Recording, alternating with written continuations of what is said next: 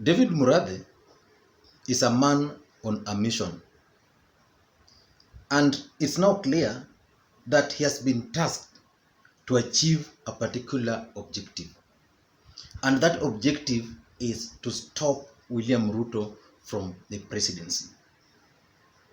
And so today I want to explain to you guys why personally I strongly believe that Uhuru Kenyatta has no other option than to support William Ruto in 2022. But before I proceed, kindly remember to subscribe.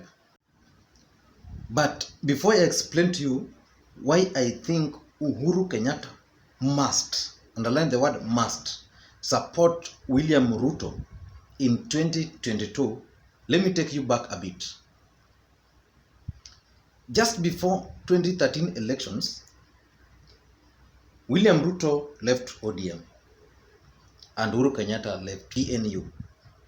Uhuru Kenyatta formed a party called the National Alliance, TNA. And William Ruto formed a party called URP.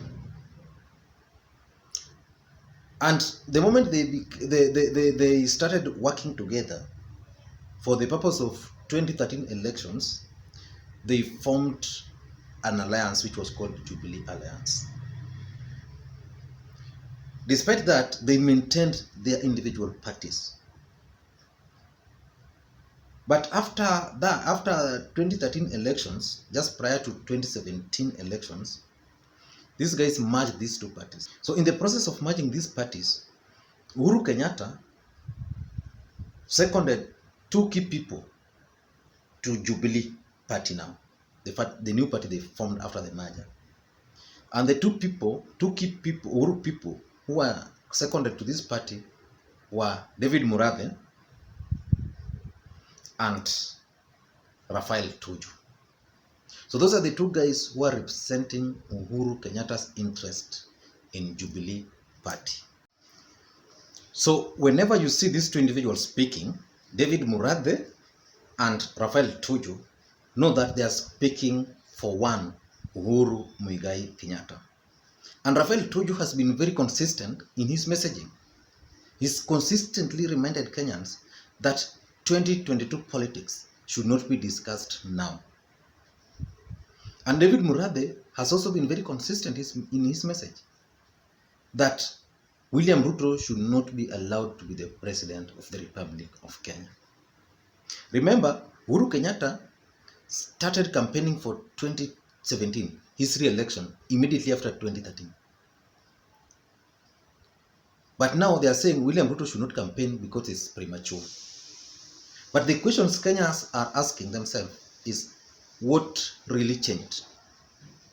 In my view, I think Raphael Tuju and David Murathe were part, or are still part, of the team that brought in William Ruto to Uhuru Kenyatta. And they know the deals. And in the corridors of power, it said that Uhuru did three things. The first thing Uhuru did was that Uhuru Kenyatta, for him to bring William Ruto on board, he paid him huge sums of money. Yeah, so according to these people, Uhuru Kenyatta paid for the support and is not obligated in any way to support William Ruto in 2022. The other thing these people are saying silently is that, according to them, William Ruto and Uhuru Kenyatta have served their terms, and William Ruto insisted on half the government. So Uhuru Kenyatta has always given William Ruto half the government. So if it's ministers, Uhuru half, Ruto half. If it's ambassador, half. So the other thing they are saying is that they strongly believe that Uhuru Kenyatta probably did not win because of the support William Ruto gave him. Because according to them, it's the system which rigged in Uhuru Kenyatta. And in their view, Uhuru Kenyatta is not under any obligation to support William Ruto in 2022. And that's where I now disagree with them completely. Uhuru Kenyatta told Kenyans publicly that he's going to support William Ruto in 2022. And he must do that for the following reasons. Number one, in the interest of the Kikuyu nation, Uhuru Kenyatta must support William Ruto. Remember, Mzee Kenyatta betrayed Jaramogi Oginga Odinga. Mwai Kibaki betrayed Raila Odinga. And now Uhuru Kenyatta is going to betray William Ruto. So that will be a betrayal, a true betrayal. So Uhuru can break that by supporting William Samoei Ruto.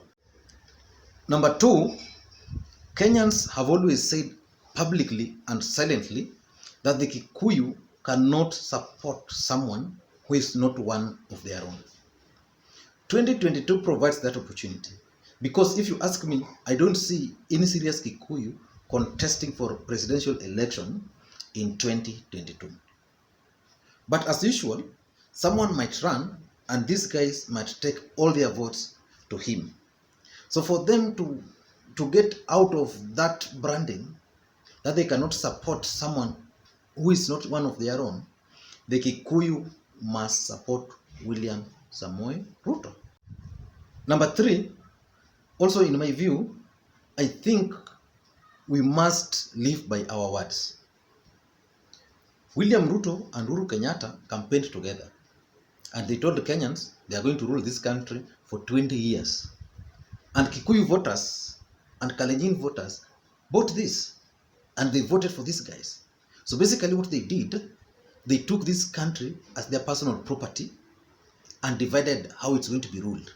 That Uhuru Kenyatta was going to rule it for 10 years, William Ruto another 10 years, without any interference. So for these two individuals to achieve that their campaign objective, Uhuru Kenyatta must support William Samoei Ruto. Although as Kenyans, we have a right to vote them out, because we can't allow our country to be ruled by two communities for over 50 years. That's total madness. Kenyans will have to say no. But Uhuru Kenyatta will have to support William Ruto. And lastly, I think the Kikuyu nation must also realize that without Kikuyu votes, William Ruto is completely finished. So they must support him. And Uhuru promised that support. Remember, William Ruto comes from Rift Valley. And in Kenya, the politics in Kenya is very interesting. Nairobi, for example, plays a major role. And these are the major towns. So the only town where Ruto can have complete control is Eldoret. But with the Kikuyu support, William Ruto can have a control over Eldoret, Nakuru. He can have Nairobi halfway, the way Raila has been sharing with them. Mombasa, the 30%, and at least that can make sense. But without the Kikuyu votes, William Ruto has no support base outside Rift Valley. And it will be very difficult for him even to hold a successful rally in Nairobi without transporting people from all over the republic. So the Kikuyu nation must just support William Ruto in 2022. Thank you guys for watching, and please remember to subscribe.